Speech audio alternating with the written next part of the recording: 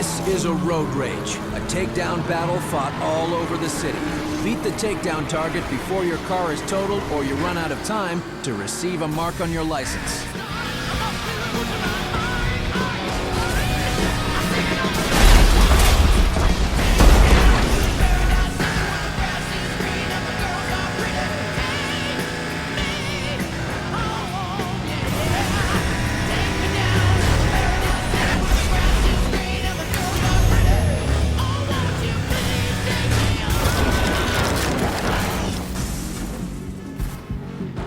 Hello and welcome to another episode of LGR Play. As always, I'm your host Mark Hamer, and smashing through the barricades before totaling his car and causing a horrendous, massive pile-up.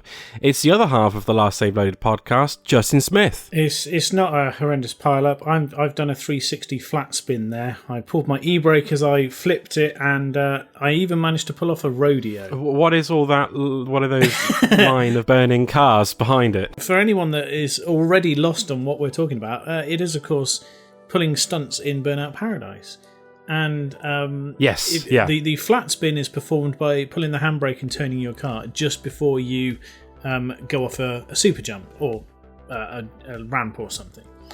But if you do it on one of the ones that would cause you to barrel roll, it does a rodeo. This is why you've platinumed this game twice, isn't it? Well, yeah. I mean, technically, I've platinumed 2 different games. No, it's the same game. It is the same game. The fact that within an hour of playing it, I had something like 160 crash boards and crash gates, and I was thinking, yeah, I remember how I got these the first time. Before we get too far ahead of ourselves, I need to address something. Okay. So recently, I had my learned friend and colleague on the show. Your learned friend and colleague, yes, Colin on the show. Splatoon man himself. And Mr. Splatoon himself, and he made some allegations about what a vicious co-host you are. Reference was made to beatings and whippings, and I just wanted you to get your side of the. Basically, he insinuated that he's abused and bullied, and I wanted to get your side of the story on record. Okay, so there has been there's been a kind of unofficial hierarchy on the show for some time, in the sense that he often feels that I ignore him and that I talk over the top of him, and I don't always do that. I do sometimes mute my own audio tracks just so people can hear what he's mumbling, but no, I'm very, very privileged to have been podcasting for the last 4 years with Colin, and like we've said on our show so many times, it shouldn't work. But it does, and the weeks that we don't get a chance to just have a chat, and it really has become like that. We have a chat, we happen to have the microphones on, rather than, oh god, I've got to record, right, which evening's free. Because if you've got to feel that podcasting is a chore, you're doing it for the wrong reasons. If you're doing it because you're chatting to someone, we don't do it for fame and listeners. We do it because we enjoy it, and we have people that write in, responding to our listener questions and things like that. So we've always said, as long as one person's listening, we'll record the show, even if that one person is just us because we've forgotten what we said.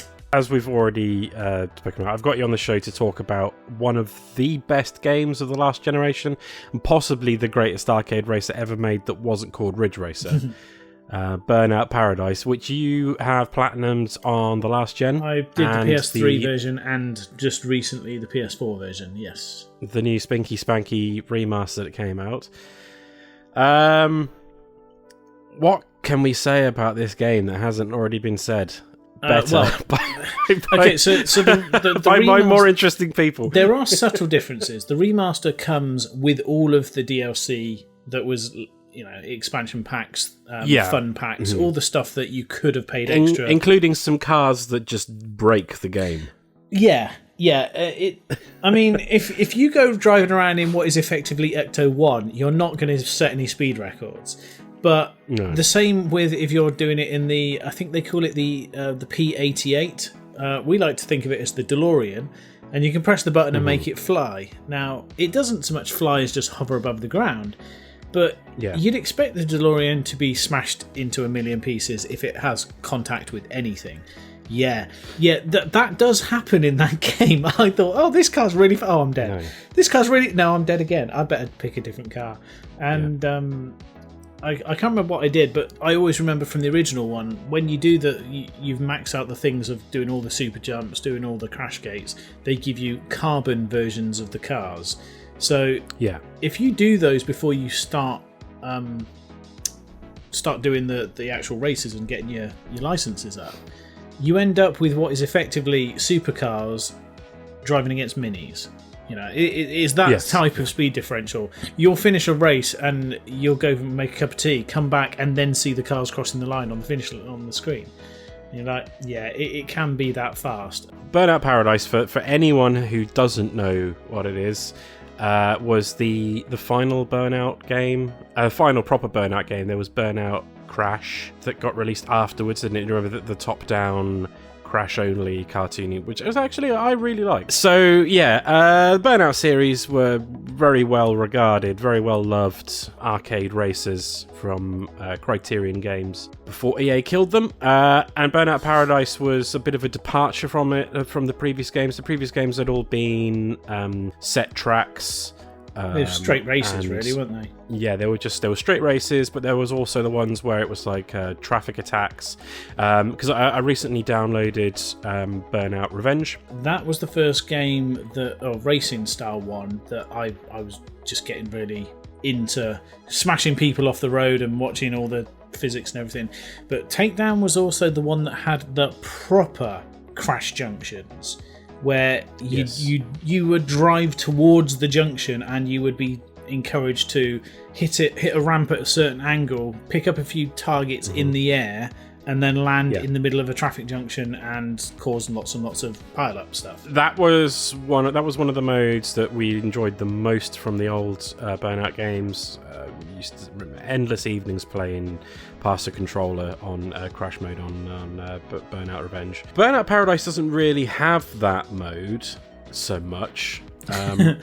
It has how long can you roll along the road? Yeah, which is kind of a shame, because up until this point that had been one of my favourite bits about the Burnout series.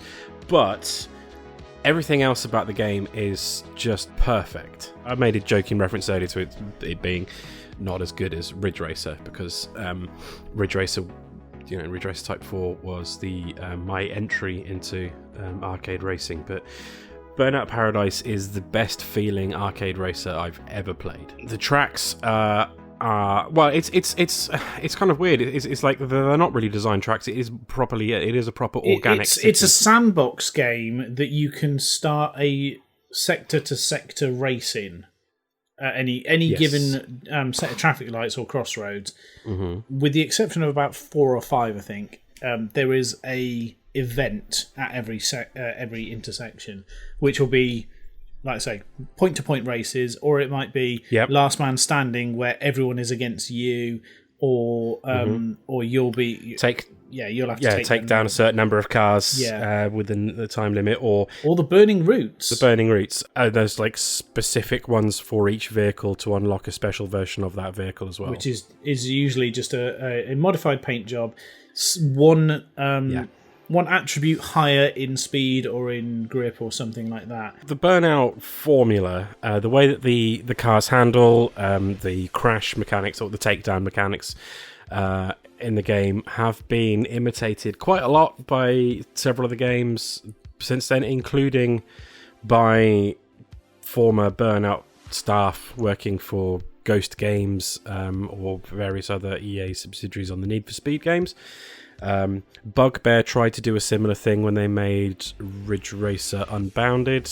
I don't know if you ever played that. Don't forget Need for Speed Most Wanted, which was quite literally Burnout Paradise in Need for Speed. It had crash junction, it had barriers to smash through, it had all that stuff, but it just felt lacking. It didn't have DJ Atomica chatting to you. It felt like a soulless experience. Yep. Yeah, that's the thing. Is a lot of those games that EA have tried to make since Burnout Paradise, which it makes sense why they would try and bring this one back because it is so beloved. No, none of the Need for Speed games would be anywhere near as beloved as Burnout Paradise because you have this huge, vibrant city and then the surrounding countryside. Every single route feels really good to race. But it doesn't feel like racetracks. It feels like an organic city with like freeways and main routes and side streets and overpasses and tunnels. Multi-story car parks. It's bright, it's colourful, multi-story car parks. It has the most late 2000s soundtrack that you could possibly imagine. As well as some classical for when you want something just that little bit different. The soundtrack is a wonderful sort of like time capsule. Like the whole game itself is like it is basically a slice of gaming that came and went with the last generation, and I don't think we're gonna get anything quite like that ever again. I think the magic that it hit is for what you could consider it an open world racer. It somehow managed to grab just one more time. Just one more race. It had that thing that, like a lot of your, cookie clicker games, they are designed on that. Whereas this one, because after a while you'd start knowing where all the shortcuts were. You'd start knowing, I can I know how to get to the country club. I know how to get to the naval yard. I know that if I've got to get out to the ranch along the bottom, I want to go all the way down and then suddenly dive in front. And I'm going to miss that turn every time, so I've actually got to remember at what point to slow down so that I don't drive straight or past it. Until that point, games have been a little bit... Even the Burnout series have been a lot more hand-holdy. I know that previously they hadn't been open world, but you were driving down a street, and when a corner came up, there were these giant, impassable chevron walls of light that would force you around the corner. So you couldn't go off-piste in those. Whereas this one, it's like, it will tell you when to make a turn. Like, that's the thing, is you get to know this open world like you do with the best open world games. Like, okay, so you've got the different there's 4 different types of car. So you've got the power cars, which you gain boost by smashing into other cars. Yeah, my favourite. If there's nothing that's going to encourage wanton violence, then you've got the speed cars that you can only use your boost when it's full up. And you get a bonus for burning all of your boost in one go. If you do it in oncoming traffic, it then instantly refills, so you have effectively an endless boost. But you are racing at top speed into oncoming traffic in a papier-mâché car. But you almost have to do that for some of the burning routes on the later stages, because there's no way you can get there unless you can do a chain of about 3 or 4 boosts in one go. On the original version, you could be on a race from one end of the map to the other, cock up the final corner, and lose 2 or 3 places, and then have to drive all the way back to that junction to start again. But having the ability to quick restart is whoever decided to put that little beauty in there deserves a pay rise. I may have been halfway through getting my A license before I found out how to do it. So every time I had failed, I would drive back, but I didn't mind because I was looking for the super jumps as I went. Okay, so the different types of events were... Yeah. So you had race, you had road rage. There was the Survivor one, Marked Man, that's what it was called, the Burning Routes, and then stunt runs. Now, when you're trying to get your license, you will have certain types of mode that you will gravitate to.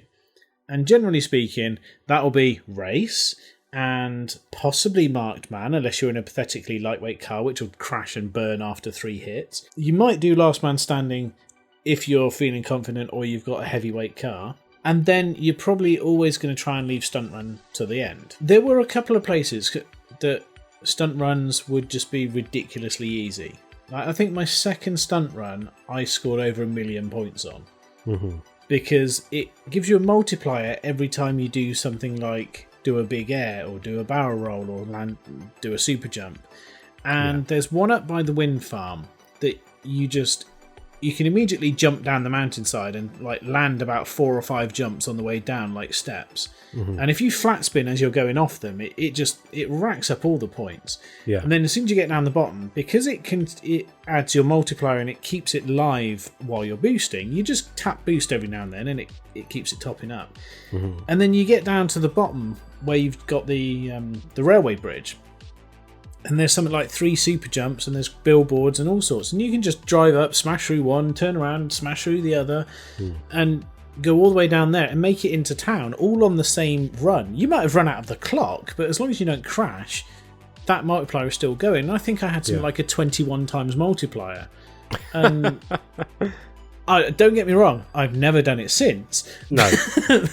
But that was the point. I just thought, my work here is done. Those ones are entirely down to where it decides to set the stunt run, though, because there are lots of jumps and ramps dotted over the city, but some of the areas are a little bit more barren than others, shall we say.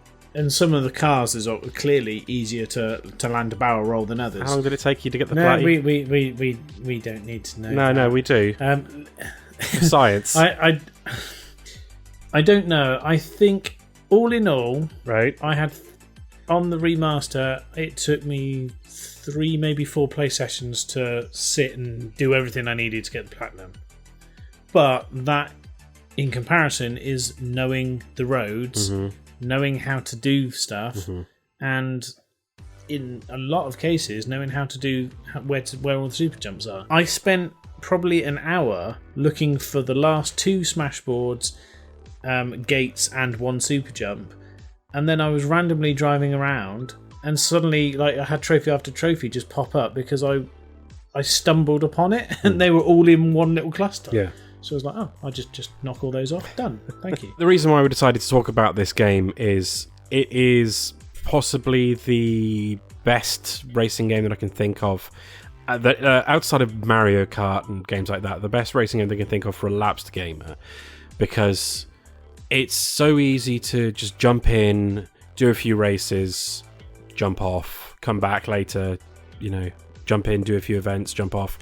And then if you've got time to sit down and play for longer, then you've got this giant map to explore. There's a shitload of content in there. Most of it is pretty accessible. It's just the high-level stuff that can get quite difficult. It's not a particularly demanding racing game in terms of... I was going to say in terms of skill, but that's kind of sells it short because there is a certain amount of skill needed for a lot of the higher level stuff, but what I'm trying to say is that it is a very arcadey racer. It's not, you don't need to understand car physics to be able to play it. No, but even like you said about the skill with later levels, if you've got to the later licenses, you've got better cars because it gives them to you for doing stuff. And as a result, you're driving stuff to a reasonable amount can always compete with the other cars that are in its race. If you're lucky enough to get 1 or 2 specific ones, then you'll just flatten the competition anyway. It's just a game that you would really, really struggle to not have a good time in. Whether you're playing alone or whether you're playing online with some friends, it is really easy to get online with friends. But even if you don't have other people to play with online, there's just a ridiculous amount of content in the game.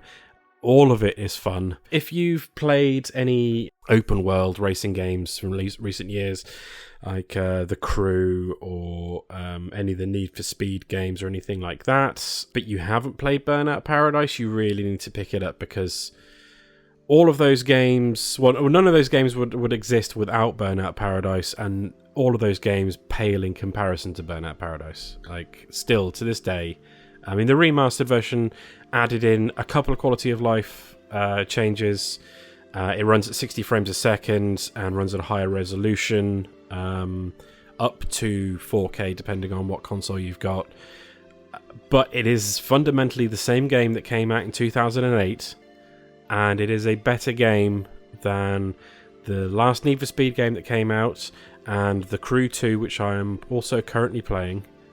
Both of those games are significantly like lesser products and less fun to play than this 10-year-old racer. And, just to further sell it to you, as it were, I was in Sainsbury's earlier, and I believe it was £17.99 there. I paid not that much when it was on PSN sale recently on the double discounts.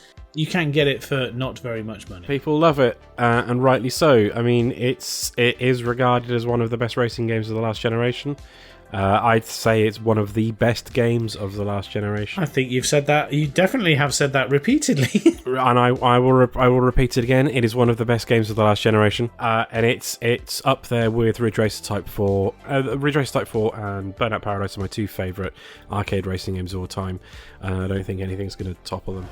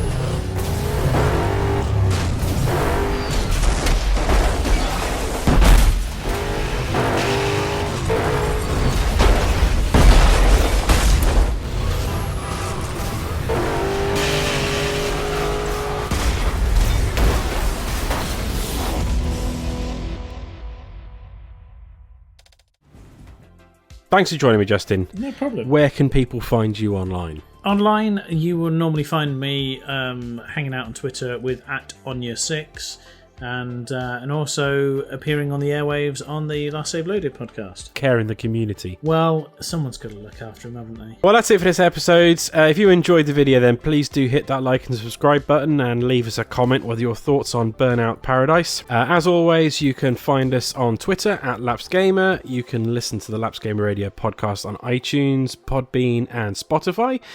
You can email us. The address is lapsgamerradio@gmail.com, and you can visit our blog at lapsgamer.com. Thanks very much for watching, and we'll catch you on the next episode of LGR Play. Goodbye. Bye.